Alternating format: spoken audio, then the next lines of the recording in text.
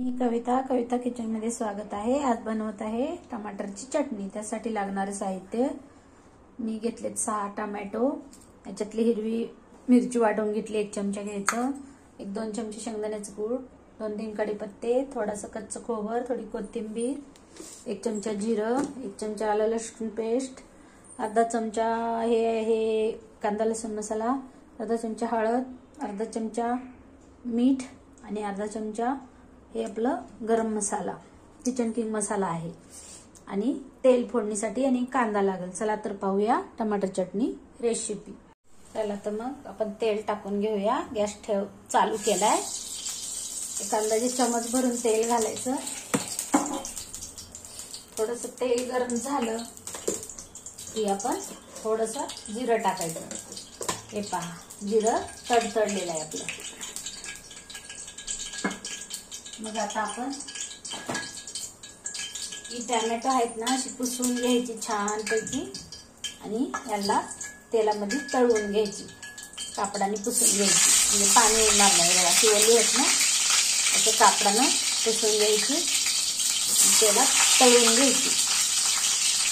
छान तेलात तळवली ना खूप छान होती टमाटरची चटणी। पाहूया 2 मिनिटांनी।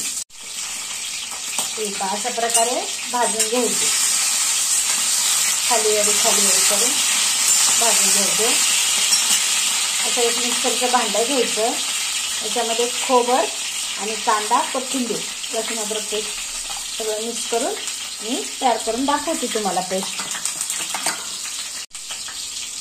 चला तर आपले आता टमाटर छान भाजली, काढून घेऊया आणि आता आपण फोडणी तयार करूया।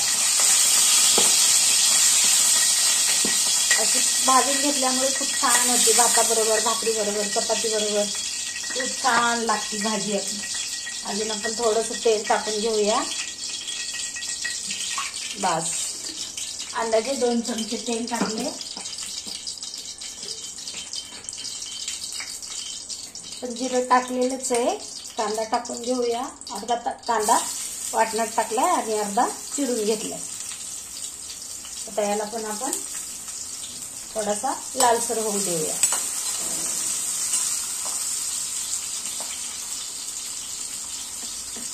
यात आपण कढीपत्ता टाकून घेऊया। माझ्या पद्धतीने बनवून पहा टमाटरची चटणी। आवडली तर व्हिडिओला लाईक करा, शेअर करा, सबस्क्राईब करा। थोडासा आपला कांदा लाल झालाय, हे आपलं वाटण टाकून घेऊया याच्यामध्ये। कच्चं वाटण आहे ना, याला छान भाजल्याने छान चव येईल।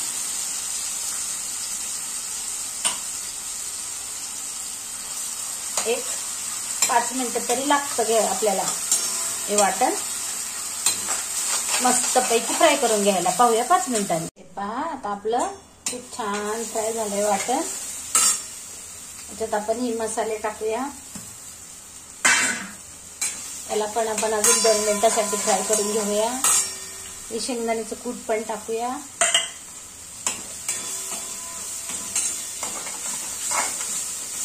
खूप छान होते टमाटरची चटणी।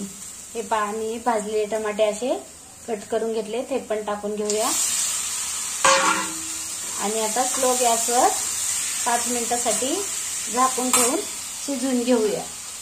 पाहूया 5 मिनिटांनी। तर मग मध्ये एकदा आपण उघडून पाहूया। मी वरती थोडंसं पाणी ठेवलंय गरम करायला, असं कापडाने धरून उतरवायचं म्हणजे करपणार नाही चटणी।